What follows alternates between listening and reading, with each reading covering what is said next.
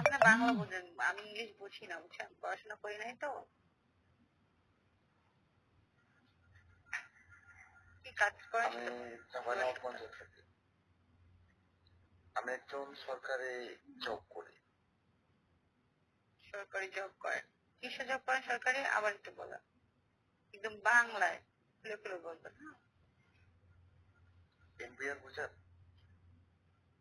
MBA না, বুঝি না।